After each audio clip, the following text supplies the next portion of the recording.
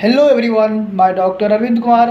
आज आप लोग को बताने वाला हूँ कि पार्किंसन क्या होता है, इसका कॉज क्या है, होने का कारण क्या है, इसका जो है डायग्नोसिस क्या है, हम कैसे पता कर सकते हैं कि हमें पार्किंसन है या नहीं है। फिर इसका मैं सिम्टम्स बताऊँगा कि ये जब भी पार्किंसन बीमारी, पार्किंसन डिजीज़ आपको होगी तो इसमें क्या होता है। फिर इसका ट्रीटमेंट बताऊँगा कि जो इसका उपचार क्या है, इसका इलाज क्या है। दोस्तों, तो सबसे पहले मैं आप लोगों को ये बताना चाहता हूँ कि पार्किंसन होता क्या है। पार्किंसन एक प्रोग्रेसिव न्यूरोलॉजिकल डिसऑर्डर डिजीज है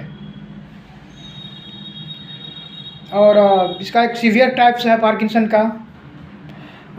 एक होता है early onset Parkinson, is also known as young onset Parkinson. ये पार्किंसन जो है 50 से कम उम्र के लोगों को हो सकती है या और एक होता है फैमिलियल पार्किंसन।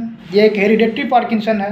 हेरिडेटरी पार्किंसन मतलब हेरिडेटरी मतलब होता है कि जो हमारे पूर्वज में किसी को है था, या तो हो सकता है कि मुझे हो जाए, या हो सकता है हमारे आने वाली पीढ़ी में किसी को हो जाए। इसे हेरिडेटरी पार्किंसन बोलते हैं। एक होता है drugs induced Parkinson. Drugs inhibitor Parkinson मतलब जो भी कोई नशा वगैरह करता है उसे भी पार्किंसन होने के चांसेस रहता है। जैसे कि आज टाइप अगर एग्जांपल में बोले तो शराब, अल्कोहल जो है, जो ज़्यादा जैसा ऐसा नहीं है कि जो शराब पीते हैं उसे पार्किंसन होगा ही। जो ओवर अल्कोहलिक है, अगर बोले तो एक बेवरा टाइप के लोग, जो उनको पार्किंसन होने की चांसेस रहती है। कि होता क्या है, जो अल्कोहल जो है डायरेक्ट हमारे डोपामाइन हार्मोन्स है उस पर जाकर के इफेक्ट करता है। वो अल्कोहल हमारे न्यूरॉन्स को डैमेज करता है, तो ये ड्रग्स इंड्यूस्ड पार्किंसन होने की चांसेस रहती है। एक होता है वेस्कुलर पार्किंसन, जो स्मॉल स्ट्रोक है, अगर छोटी सी स्ट्रोक है तो उसमें भी जो है आपको पार्किंसन होने की चांसेस रहता है। एक होता है कफर्स सिम्टम्स पार्किंसन, ये जो है ये पार्किंसन जो है बिहेवियर लाइक पार्किंसन है। और तो मैं आपको बताता हूँ कि पार्किंसन होने का कारण क्या है। पार्किंसन होने का कारण है कि जो हमारे ब्रेन में जो डोपामाइन हार्मोन्स है, डोपामाइन केमिकल्स है, उसका जो है कम अमाउंट में बनना। वो डोपामाइन अगर कम अमाउंट में बनेगी तो मुझे पार्किंसन होने की चांसेस या पार्किंसन होने की खतरा रहती है। क्योंकि डोपामाइन हार्मोन से जो है हमारे बॉडी का जो न्यूरॉन्स होता है, नर्वस सेल्स होता है, उसे कंट्रोल करती है।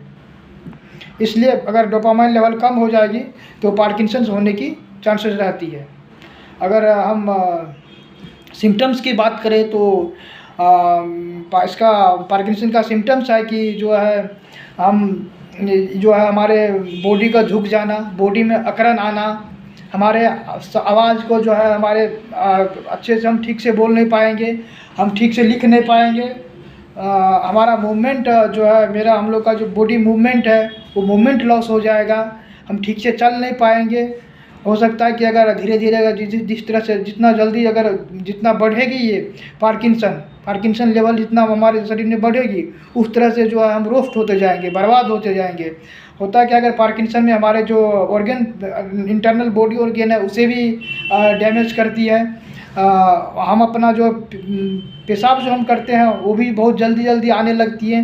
ये सब पार्किंसन होने का खतरा, ये सब मतलब दिखता है इस टाइप का। हाँ, ऐसा पार्किंसन है।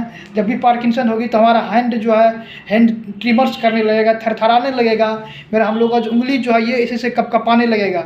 तो इसलिए जो है अगर इस टाइप का सिम्टम्स दिखे तो आपको अर्ली डायग्नोसिस कर लेनी चाहिए। डायग्नोसिस होता है कि जो है इसमें डोपामाइन हार्मोन टेस्ट होता है, जो आपको किसी भी पैथोलॉजिकल एग्जामिनेशन है तो डोपामाइन लेवल टेस्ट करवा के आप समझ सकते हैं कि हाँ मुझे पार्किंसन है या नहीं है। ज़रूरी नहीं है कि आपका हाथ कँपा रहा है, आपका मूवमेंट लॉस है, आप ठीक से कोई काम नहीं कर सकते हैं, बॉडी में वीकनेस है, बॉडी में अकड़न आ रहा है, आवाज़ ख़राब है, तो ज़रूरी नहीं है कि मुझे पार्किंसन ही होगा।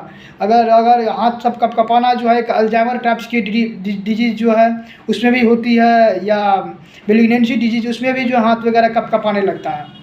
तो जब तक हम डायग्नोसिस नहीं करेंगे तब तक हम समझ ही नहीं सकते कि मुझे पार्किंसन है या नहीं है। अगर ये पार्किंसन जो है एक मतलब समझिए कि डायबिटीज़ टाइप का बीमारी है। अगर जब तक आप इसका ट्रीटमेंट लेंगे तो ये ठीक रहेगी। अगर ट्रीटमेंट लेना छोड़ेंगे तो फिर से पार्किंसन बढ़ने लगेगी।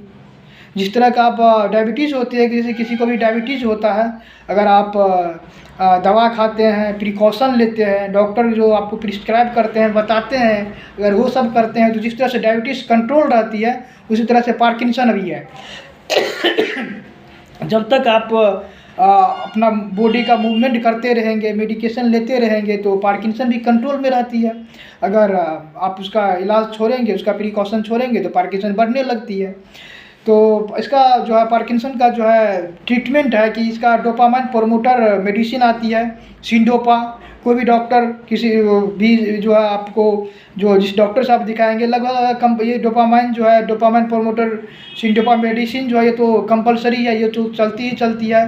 फिर होता है कि इसमें जो है पार्किंसन में का जो सिम्टम्स है, जिसे पार्किंसन होती है, वो डिप्रेस भी रहने लगता है, तो इसमें एंटी डिप्रेसेंट मेडिसिन भी चलती है, कोऑर्डिनेशन मेडिसिन भी चलती है, जो बॉडी का कोऑर्डिनेशन ख़राब हो रहा है उसे बनाने में भी काम करती है।